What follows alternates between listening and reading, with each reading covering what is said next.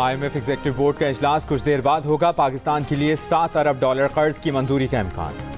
वज़ीर-ए-आज़म शहबाज शरीफ की अमरीका में अक़वाम मुत्तहिदा के सेक्रेटरी जनरल एंटोनियो गुतरेस से मुलाकात। अहम इलाकाई और आलमी उमूर पर गुफ्तगू। अक़वाम मुत्तहिदा में बांग्लादेश की रुकनियत के 50 बरस मुकम्मल होने पर तक़रीब। चीफ एडवाइज़र डॉक्टर यूनुस की दावत पर शहबाज शरीफ की शिरकत।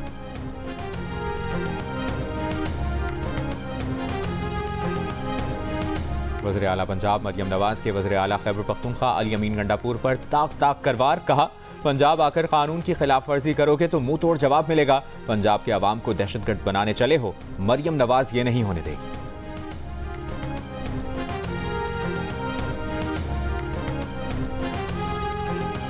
तहफ़्फ़ुज़ आईन पाकिस्तान मूवमेंट के सरबराह महमूद खान अचकज़ई का कहना है कि आईनी तरमीम साजिशों के जरिए बंद दरवाजों के पीछे नहीं होती। बोले, मसाइल का हल नए इंतखाबात में है। एशियाई तरक्याती बैंक की पाकिस्तान में अगले साल महंगाई की औसत शरह में 15% तक कमी की पेशगोई। माशी तरक्की की शरह भी 2.8% रहने की तवक्को जाहिर की। माशी तरक्की को इस्लाहाती एजेंडा जारी रखने से मशरूत कर दिया। पॉलिसी के तसलसल को ज़रूरी करार दिया। पाकिस्तानी मईशत से मुतालिक जारी रिपोर्ट में कहा कि रवा माली साल पाकिस्तानी मईशत बेहतरी की जानिब गामजन है। माशी तरक्की के लिए हुकूमती अखराजात में कमी और निजी शोबे को फ़रोग देना होगा। महंगाई की शरह में कमी, मैक्रो इकनॉमिक इस्तेहकाम मुस्बत इशारे हैं। मुनज़्ज़म शहर सूद, एक्सचेंज रेट और आलमी सतह पर खुराक की कीमतों में इस्तेहकाम से पाकिस्तान में महंगाई में मज़ीद कमी का इम्कान है।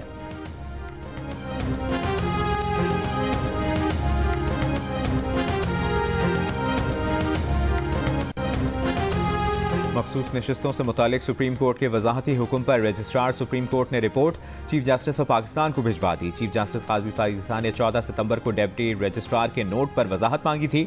सवाल उठाया था कि दरखास्तें समाअत के लिए कब मुकर्रर हुई और इस मुतालिक कॉज लिस्ट क्यों जारी नहीं की गई।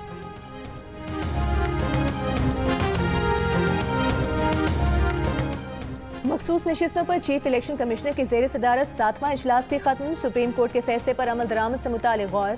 इलेक्शन कमीशन को कानूनी माहिरीन की तजावीज़ से आगाह किया गया। सुप्रीम कोर्ट ने मखसूस नशिस्तें तहरीक इंसाफ को देने का हुक्म दिया था। इलेक्शन कमीशन ने सुप्रीम कोर्ट के 12 जुलाई के फैसले पर अब तक अमल दरामद नहीं किया है।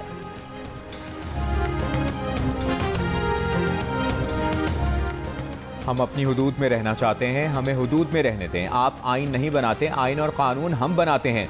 नून लीग के सेनेटर इरफान सिद्दीकी की प्रेस कॉन्फ्रेंस। कहा, आपने पार्लियामान को नहीं, पार्लियामेंट ने आपको बनाया। हमने कहा आप 17 होंगे तो आप 17 हैं। हमने कहा आपकी तनख्वाह और पेंशन इतनी होगी। आइन कहता है कि मजलिस शुरा की अथॉरिटी की कोई हद ही नहीं। जब आइन कहता है कि कोई तरमीम चैलेंज नहीं हो सकती तो फिर कैसे होती है। मखसूस नशिस्तों से मुतालिक फैसले में अनहोनी चीज़ें हुई। कई सवाल पैदा हो गए। अदलिया आइन से मुतसादिम फैसला करे तो कौन ठीक करेगा।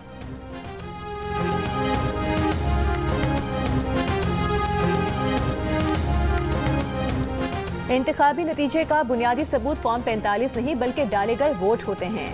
थैले खोलकर दोबारा गिनती की सूरत में फॉर्म 45 और 47 को हतमी तायुन नहीं कहा जा सकता। बैलेट पेपर्स ही फैसला कुन अंसर होते हैं। चीफ जस्टिस काजी फाइज ईसा ने बलूचिस्तान असम्बली नशिस्त 14 पर इंतखाबी धांधली के केस का तफसीली फैसला जारी कर दिया।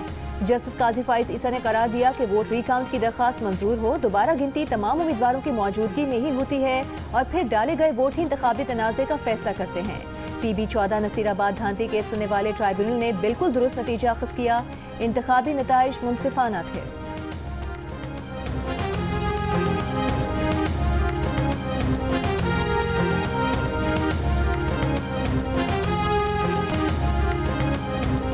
बलूचिस्तान पुलिस का कराची के इलाके डिफेंस में साबिक निगरान वज़ीर आला बलूचिस्तान स्वालिह भूतानी के घर पर छापा। CCTV वीडियो सामने आ गई। वीडियो में 3 पुलिस मोबाइल और दीगर गाड़ियां दिखाई दे रही हैं। हुकूमत सिंध का छापे पर बलूचिस्तान हुकूमत से खत लिखकर सख्त एहतजाज। कहा, 22 सितंबर को स्वालिह भूतानी के घर पर सिंध हुकूमत की इजाज़त के बगैर छापा मारा गया। बलूचिस्तान पुलिस के गैर कानूनी छापे में मुलविस पुलिस एहलकारों के खिलाफ सख्त कार्रवाई की जाए। सिंध पुलिस का कहना है कि किसी दूसरे सूबे की पुलिस ने कार्रवाई का इंदिराज भी नहीं कराया। पुलिस को छापे से मुतालिक कोई शिकायत भी ताहाल मौसूल नहीं हुई।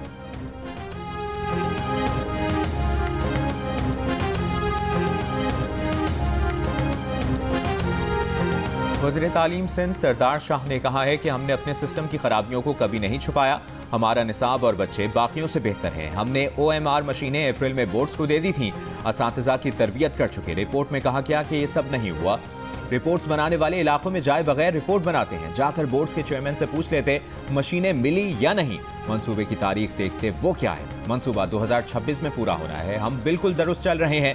वफाकी हुकूमत से सवाल किया जाए, सिंध में तालीम के लिए कितने पैसे दिए। वज़ीर आज़म शहबाज शरीफ की अक़वाम मुत्तहिदा की जनरल असम्बली के इजलास के मौके पर आलमी इदारे के सेक्रेटरी जनरल एंटोनियो गुतेरेस से मुलाकात, अहम उमूर पर तबादला ख्याल। बांग्लादेश के चीफ एडवाइज़र मोहम्मद यूनुस से मुलाकात में वज़ीर आज़म शहबाज शरीफ को तस्वीरी किताब आर्ट ऑफ टर्न तोहफे में दी। वज़ीर आज़म शहबाज शरीफ की कुवैत के वली अहद शेख सबाल खालिद से भी मुलाकात। दोनों ममालिक के दरमियान देरीना बरादराना दोस्ताना ताल्लुकात पर इत्मीनान का इजहार। तुर्क सदर रजब तैयब एर्दोगान ने मुलाकात में माशी इशारियों में बेहतरी और महंगाई की शरह सिंगल डिजिट पर लाने पर हुकूमत पाकिस्तान की कोशिशों को सराहा। तैयब एर्दोगान ने उम्मीद जाहिर की कि पाकिस्तान की माशी सूरत हाल मजीद बेहतर होगी। गैर मुल्की मीडिया से गुफ्तगू में वज़ीर आज़म शहबाज शरीफ ने कहा कि बैरूत हमला जंग को वुसअत देने की चाल के सिवा कुछ नहीं, जंग को मशरिक़ वुस्ता से बाहर फैलाने के संगीन नताइज होंगे। फौरी जंगबंदी और 2 रियासती हल ही वाहिद रास्ता है। लबनान से हिजबुल्लाह का इस्राइली दारुल हुकूमत तल अबीब पर पहला मिसाइल हमला, मुसाद हेडक्वार्टर को निशाना बनाया। इसराइल का दिफाई निज़ाम से मिसाइल तबाह करने का दावा। इसराइल के लबनान पर हमले तीसरे रोज भी जारी, जहां बहक अफराद की तादाद 610 से ज्यादा हो गई, 1900 से ज्यादा जख्मी।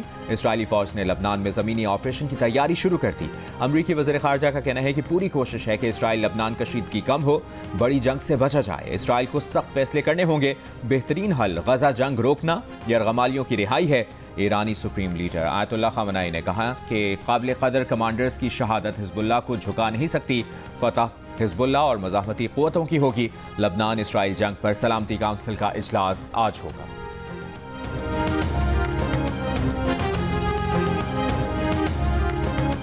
गजा पर इसराइली हमले जारी। रफा में इसराइली बमबारी से फ़लस्तीनी खातून और उनके 5 बच्चे शहीद। शिमाली गजा में 3 फ़लस्तीनी शहीद। इसराइली फ़ौज ने 88 बेशनाख्त लाशें गजा हुकाम के हवाले कर दी।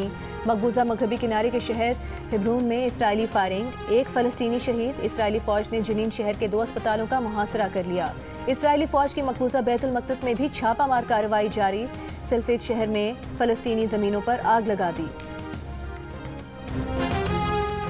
190 मिलियन पाउंड रेफरेंस में बुशरा बीबी के वकील आज भी पेश ना हुए। नैब के तफ्तीशी अफसर और केस के आखिरी गवाह पर जरह 24 समातों बाद भी ना हो सकी। वकलाए सफाई ने अदालत को बताया बुशरा बीबी के वकील उस्मान गिल को डेंगू बुखार हो गया, समात मुलतवी की जाए। नैब प्रोसिक्यूटर की समात मुलतवी करने की मुखालिफत। कहा अदालत वकलाए सफाई को आखिरी गवाह पर जरह के 24 मौके दे चुकी। उस्मान गिल मौजूद नहीं तो दीगर 3 वकला में से कोई जरह कर ले। एहतसाब अदालत के जज नासिर जावेद राना ने वकलाए सफाई की दरखास्त मंजूर कर ली। समात 27 सितंबर तक मुलतवी।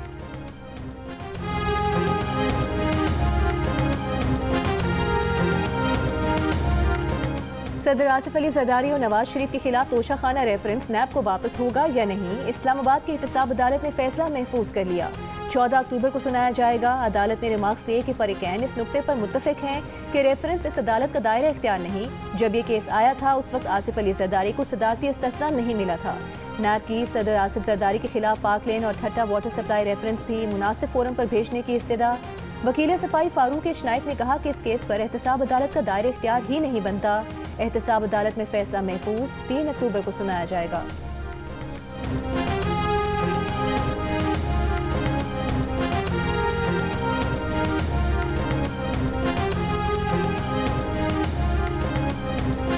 सदर मुमलिकत आसिफ अली जरदारी का कहना है कि लोगों की ज़रूरियात पूरा करने के लिए मौसर माहौल दोस्त ट्रांसपोर्ट के लिए पायदार इंफ्रास्ट्रक्चर की ज़रूरत है। पाकिस्तान पायदार तरक्की के अहदाफ के हुसूल के लिए चीन के साथ मिलकर काम करेगा।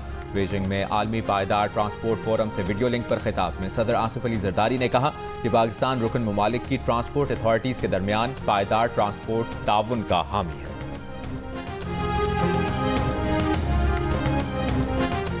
खुदकुश हमले करने के लिए कुछ लोगों ने बरगलाया, ब्रेन वॉशिंग की गई। दहशतगर्द अपने मकासद के लिए लोगों को इस्तेमाल करते हैं। तुर्बत से गिरफ्तार खुदकुश हमलावर अदीला बलोच की वालिदैन के हमरा प्रेस कॉन्फ्रेंस। कहा दहशतगर्दी के लिए नौजवानों को बरगलाया जा रहा है, वो हुकूमत बलूचिस्तान की वजह से बच गईं। अदीला बलोच के वालिद ने कहा कि लापता अफराद के वालिदैन सरकार के पास जाएं। बरवक्त कार्रवाई करके अदलिया को वापस लाया गया। अदीला को वापस लाया गया। रुकन असम्बली फराज अजीम शाह ने कहा कि जो लोग पहाड़ों पर हैं वो वापसी का रास्ता इख्तियार करें। जो भी मदद मांगी जाएगी वो हुकूमत देगी। रियासत के मफादात पर कोई समझौता नहीं किया जाएगा।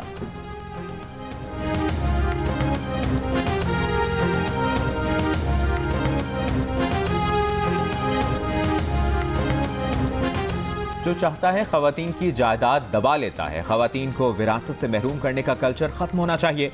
वकला को भी ऐसे झूठे मुकदमात नहीं लेने चाहिए। चीफ जस्टिस काजी फाइजा का विरासती जायदाद की मुंतकली केस में बेवा को जायदाद की फौरी मुंतकली का हुक्म। झूठी गवाहियों और बोगस मुकदमेबाजी पर मुखालिफ फरीकैन पर 5 लाख रुपए जुर्माना आयद कर दिया। जुर्माना ना देने पर रेवेन्यू डिपार्टमेंट को जायदाद से रिकवरी की हिदायत।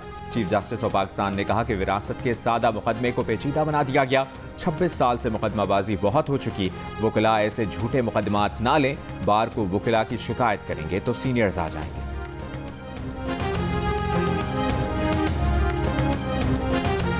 सिंध हुकूमत का नोटिफिकेशन मुस्तरद। Sindh high court Mirpur Khas bench ने 2 लाख एकड़ पर फैले पूरे कारूंझे पहाड़ी सिलसिले को सकाफती विरसा करार दे दिया। हर किस्म की कटाई और पत्थर निकालने पर पाबंदी आयद कर दी। इससे कभी हुई समात में महकमा सकाफत सिंध ने कारूंझे के सिर्फ 21,000 एकड़ रकबे को विरसा करार देते हुए महफूज करने का नोटिफिकेशन जारी किया था। कारूंझे पहाड़ी सिलसिले में कदीम मंदिर और मुकद्दस मकामात भी मौजूद हैं।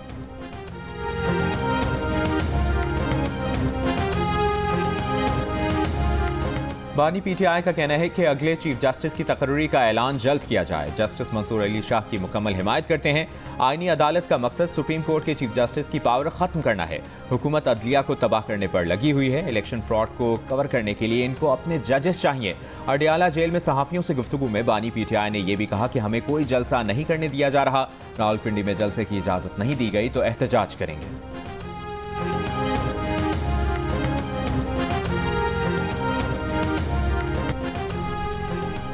और इसराइल लबनान कशीदगी पर पोप फ्रांसिस का इजहार अफसोस। कहा उम्मीद है आलमी बिरादरी बढ़ती कशीदगी के खात्मे के लिए हर मुमकिन कोशिश करेगी।